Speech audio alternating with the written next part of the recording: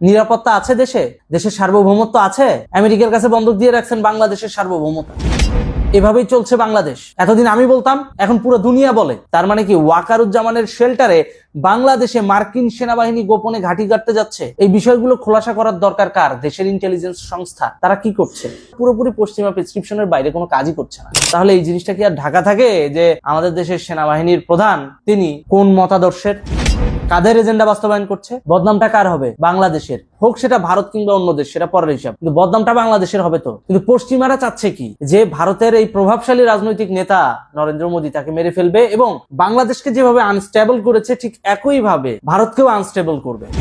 পুরো দক্ষিণ এশিয়ায় একটা আনস্টেবল সিচুয়েশন তৈরি করে দিবে, যাতে করে খুব সহজেই চীন এবং রাশিয়ার সাথে লাগা যায়। আমাদের দেশের সেনা প্রধান যে তিনি নাকি পশ্চিমাদের এজেন্ট হিসেবে কাজ করছেন, যেটা শেখ হাসিনা গভর্নমেন্ট থাকাকালীন সময়ে জানতো না। আমাদের দেশের ইন্টেলিজেন্স ডিপার্টমেন্ট সেটা শেখ হাসিনাকে জানায় নাই। এই তথ্য না জানার কারণেই শেখ হাসিনার পতন হয়েছে। সম্প্রতি এই বিষয়টি গণমাধ্যমে উঠে এসেছে এবং আন্তর্জাতিক গণমাধ্যমে এটা নিয়ে চর্চা হচ্ছে। সত্যি ওয়াকারুজ্জামান কাদের এজেন্ডা বাস্তবায়ন করছেন?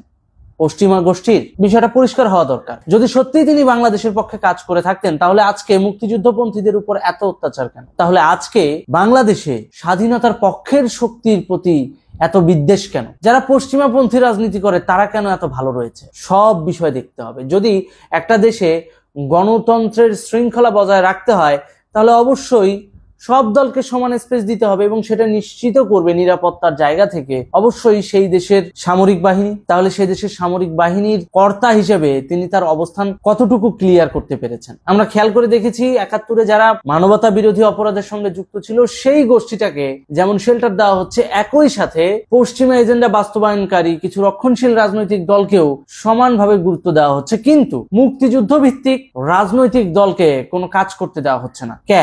মুক্তিযুদ্ধে রাশিয়া হেল্প করছিল বলে, রাশিয়াপন্থী বলে তাদেরকে একটা ট্যাগ লাগায়া বাংলাদেশের রাজনীতি থেকে দূরে রাখার চেষ্টা করা হচ্ছে। কোনটা?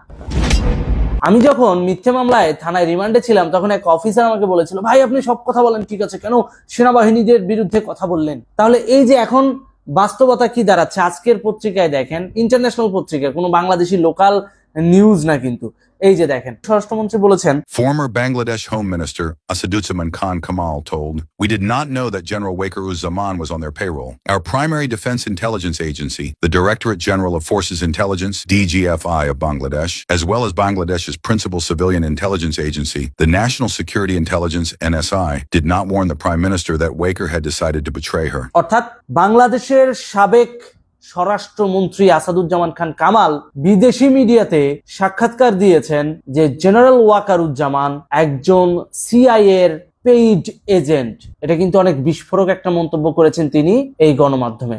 এই ইংরেজি গণমাধ্যমে এটা বলা মানে পুরো বিশ্বের কাছে এই মেসেজটা চলে যাওয়া যে ওয়াকারুজ্জামানের অথেন্টিসিটিটা কোথায়। এর ভিতরেই সম্প্রতি দেখতেছি যে ঢাকায় আমেরিকান ইন্টেলিজেন্স এজেন্সির একজন সক্রিয় সদস্য এবং আমেরিকান আর্মির একজন সদস্য তিনি ঢাকায় মৃত্যুবরণ করেছেন এবং হোটেল থেকে তার লাশ বের করা হয়েছে অতি গোপনীয়তার সঙ্গে। তড়িঘড়ি করে আমেরিকান এম্বাসি মিডিয়াতে পর্যন্ত খবরটা আসতে দেয় নাই, তড়িঘড়ি করে নিয়ে আমেরিকায় চলে গেল এবং সেখানে যে কবর দিল তড়িঘড়ি করে। এইটার পেছনের রহস্যটা কি?